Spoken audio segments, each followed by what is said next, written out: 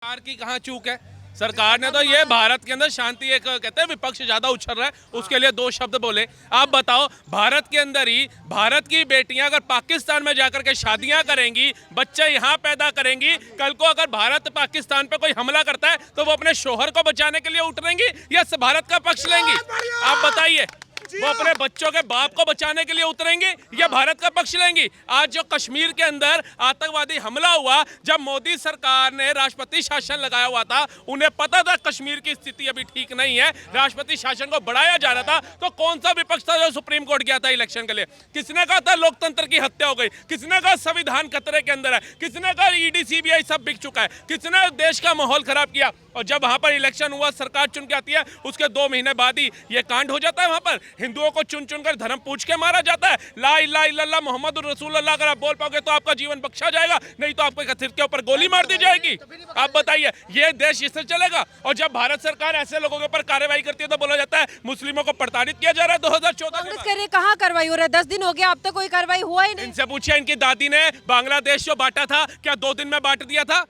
93,000 सैनिकों ने जो आत्मसमर्पण किया था, 1.5-2 महीने तक युद्ध चला था, तब जाकर के किया था, एक दिन में नहीं कर दिया था। लादेन जो बिल्डिंग में घुस गया था अमेरिका की, क्या ओबामा ने दूसरे दिन जाकर के वहां पे हमला बोल दिया था लादेन को मारने के लिए? बताइए, भारत के हर एक राज्य में बम फट रहे थे, कांग्रेस ने कितनी जल्दी फैसला लिया था? आप बताइए। है हमास के साथ जो युद्ध चल रहा है इजराइल का, इजराइल के आगे हमास टिकता है? फिलिस्तीन टिकता है? लेकिन कितने 3 से 6 महीने हो गए अभी तक चल रहा है। यूक्रेन रूस का युद्ध चल रहा है, रशिया के आगे कौन है? 5,000 से ज्यादा उसके बाद परमाणु शक्तियां, और यूक्रेन के पास एक भी नहीं है। फिर भी 3 साल से हम देख रहे हैं युद्ध चल रहा है। खत्म कर दिया? एक प्रोटोकॉल होता है। ये 140 करोड़ आवाम जो जनता है ना, इसको भी नरेंद्र मोदी ने देखना है। नरेंद्र मोदी प्रधानमंत्री है, किसी क्षेत्र के निगम पार्षद नहीं है कि सीवर का ढक्कन हट गया और बदलवाना उनको पकड़ लोगे। उन्होंने इंटरनेशनल मुद्दे देखने हैं, और जौन सी भाषा में वो समझ सकता है उसको उस भाषा में समझाया जाएगा। हमारी जल सेना हो, वायु सेना हो, थल सेना हो, तीनों को छूट दे दी गई है। कम से कम अपने प्रधानमंत्री पर यकीन रखो। जिसके कहने पे तुमने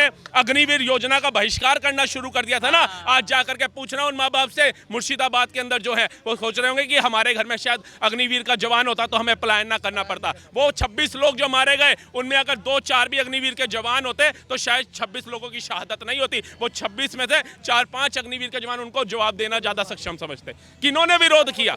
हर एक चीज का विरोध विपक्ष करता है भारत के अंदर। है नोटबंदी हुई, कह रहे उससे भारत का क्या फायदा हुआ? जो नकली करेंसी पाकिस्तान छाप रहा था, कंगाल हुआ नहीं हुआ? ये तो कहते हैं हमारे घर में बच्चा हो गया, उसको नवरत्न तेल लगाओ और दौड़ना शुरू करा दो। क्या बच्चा पैदा होता ही दौड़ने लग जाता है? योजना कोई भी आए, इनको उसी समय पहले उसका उपाय चाहिए कि इसका फायदा क्या होगा। एकदम तुम्हारे सामने सारे पत्ते खोल दे। अब सेना ने क्या वहां पर करना है, कार्रवाई करनी है पाकिस्तान के ऊपर, ये तुम्हें बताएं? तुम इतना कैपेबल हो, डिजर्व करते हो? तुम्हारे आगे ये बात खोली जाए? तुम तो भारत के ही गद्दार होकर के अमेरिका जाकर के बोलते हो हुज भारत माता। भारत माता कौन है? भारत में लोकतंत्र की हत्या हो रही है, भारत में चुनाव सही से नहीं होता। आप तो भारत की बेइज्जती करते हो बाहर जाकर के। आपसे करेंगे? आप नेता विपक्ष कहने लायक है, बैठने योग्य हैं? आप बताइए। आपकी गाड़ी सीधा उस सैयद शाह के घर जाती है, बाकियों के पास क्यों नहीं जाती? आप बताइए। इन्होंने सारे पूरे भारत में बता दिया 27 लोगों की जो निर्मम हत्या हुई, उसमें एक मुसलमान था, लेकिन वो 26 जो मरे उनमें से किसी का नाम पूछ के बताइए क्या नाम था? जिस बहन का हाथ की मेहंदी का रंग हल्का नहीं हुआ, उसका सिंदूर उतर गया, कभी पूछिए उसके घर वाले का क्या नाम था? उनके घर वालों से मिलने गए तो थे राहुल? कब गए? एंड में, जब पहले सैयद शाह से मिला है, कश्मीर का दौरा करा है। क्या पहले कश्मीर पास पड़ रहा था उनको या यूपी पास पड़ रहा था? आप बताइए। कि प्रधानमंत्री का बिहार का चुनाव जा रहा था, आप विदेश से आ गए कि पहलगांव में हमला हो गया तो हम विदेश की यात्रा छोड़ के आ गए और बिहार में रैली करने चले गए, पहलगांव क्यों नहीं गए? इनसे पूछना, इंदिरा गांधी जी जब संयुक्त राष्ट्र गई थी तो क्या सारी कैबिनेट को उठा करके ले गई थी? तो प्रधानमंत्री ने जो बाकी देशों से बात करनी है, जो चाइना उसका मददगार बना हुआ है, हर एक प्रोटोकॉल देखा जाएगा ना, हर एक मैप बनाया जाएगा ना। इनकी सोच पता है क्या है? जैसे घर में मैगी बनाते हैं ना, लिखा होता है 2 मिनट में मैगी तैयार। ये सोच रहे हैं हमला भी 2 मिनट में कर दो। उसकी औकात कुछ है? वो कटोरा लेके उस देश के पास गया जो भारत से पहले भीख मांग के जा चुका है, तुर्की। अब बताइए, एक भिखारी दूसरी भिखारी के पास जा रहा है, उसके बाद क्या पता चलता है? एक लड़की रो रही है, हाय मोदी ने हमारे ऊपर क्यों करा, हमारा क्या कसूर है, हमें तो पाकिस्तान भेज रहे हो, मेरे शोहर को क्यों नहीं भेज रहे? वो कह रही तुम आए कैसे थे? कह रही मैं अपने मामू के यहाँ आई थी 6 महीने पहले। अब उन्हें कहा भाई मामू से दोबारा मिलने आ जाइए, जो मामला शांत होगा। कह रही है वो मेरा मामू नहीं, मेरा शोहर है, 3 बच्चों का बाप है। अब बताइए, अगर ऐसी चीजें निकल के आ रही हैं और पता चल रहा 83,000 महिलाएं तो सिर्फ पंजाब की साइड की हैं। आप बताइए मुसलमान है, और 5 लाख टोटल है जिन्होंने 55 लाख बच्चों की आबादी है। अभी तो सर्वे और आएगा, अभी देखना कितने होंगे। आप ये सोचिए कि हम भारत में खुद स्लीपर सेल्स को बुला रहे हैं कि आओ आप भारत में रहो। आप बताओ इंडिया गेट के पास कितनी पुलिस और फोर्स तैनात रहती है, आगरा में कितनी रहती है, फलानी जगह कितनी रहती है, उस जगह पे पुलिस और फोर्स की कितनी चहल पहल थी। अब जो चश्मदीद है उनके बयान सुनिए। अब उनके घर में जैसे 13वीं हो गई, 10वीं हो गई, फूल वो विसर्जित कर आए गंगा जी में। अब उनका जो दिल है ना वो बार कह रहे हैं, घोड़े वाले जबरदस्ती कह रहे थे हमें चलो ऊपर ऊपर चलो, और आपकी फैमिली के मेंबर्स पूछे थे, जिसके मेंबर ज्यादा थे उन्हें लेके जाया जा रहा था। ये कहीं ना कहीं जो डंकियां निकल रही हैं इनके घरों के अंदर, जो तिजोरियां बना रखी है इतनी बड़ी बड़ी आतंकवादियों को बिठाने के लिए, हम कैसे कहें कि भैया इन्होंने विश्वासघात नहीं किया हमारे देश के साथ, हमारी सेना के साथ विश्वासघात नहीं किया। और दूसरी बात है, इनमें से ज्यादातर लोग आकर के डंके की चोटें बोलते हैं, कश्मीर को हम भारत का हिस्सा नहीं मानते थे, कश्मीर बनेगा पाकिस्तान बोलते हैं। और आज भी वीडियो आ रही है, इतना बड़ा हादसा होने के बाद, इतनी बड़ी कायराना हरकत करने के बाद भी वहां के लोग कह रहे हैं ना कि भैया इसमें इंडिया का ही हाथों का पाकिस्तान का नहीं हो सकता, पाकिस्तान के झंडे इसी देश में हटाए जा रहे हैं ना। आप बताइए, तो कैसे कहते सांपों की प्रजाति में सारे सांप जहरीले नहीं होते, लेकिन क्या किसी से डसवा के चेक करते हो भैया ये जहरीला है तो इसको छोड़ दूं? तो शक ये लोग खुद पैदा करते हैं। फिर ये कहते हैं मोदी योगी आ गए तो हिंदू मुस्लिम हो रहा है। उन्होंने कहा आप अपने घर में आतंकवादियों को पनाह दो। वो वैष्णो देवी जा रही बस को जिसने हमला किया, उस आतंकवादी को कश्मीरी मुस्लिम ने ही पनाह दी थी ना। आप बताइए शक क्यों नहीं पैदा होगा?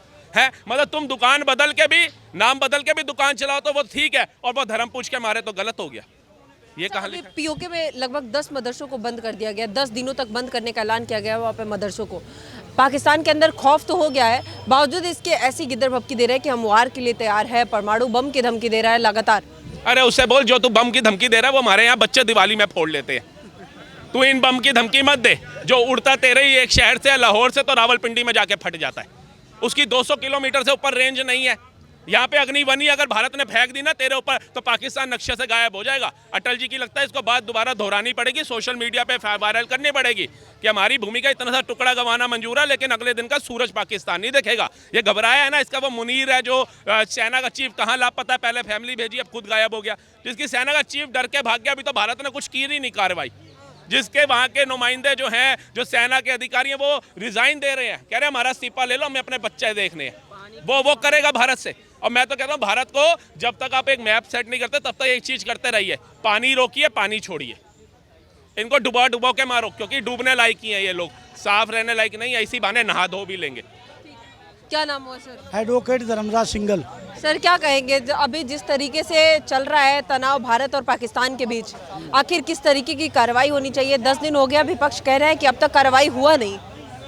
विपक्ष के पास कोई मुद्दा नहीं है, अर्थहीन बातें करता है विपक्ष। पाकिस्तान को चारों तरफ से घेर लिया है हमारी आर्मी ने। विक्रांत युद्धपोत समुद्र को संभाल लिया, अरब सागर को। आर्मी ने पैदल तोपों के साथ वहाँ कर दी है शुरुआत, और एयरफोर्स ने ऊपर से।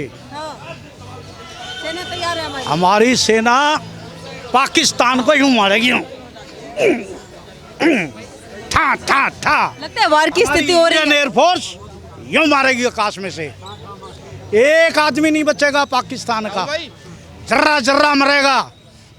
घबरा रहे हैं, कभी अमेरिका जा रहा है वहाँ का वो सेना विदेश मंत्री, वो बिलावल भुट्टो, जहाँ भी जावे वहाँ उसको कुट्टो, उसको बोलना नहीं आता।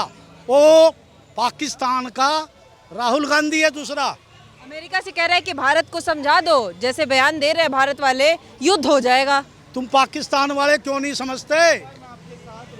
अरे नवाज शरीफ ने भी समझाया उसके भाई को, प्रधानमंत्री को, शाहबाज को, बोला भारत से पंगा मत ले मत ले मत ले।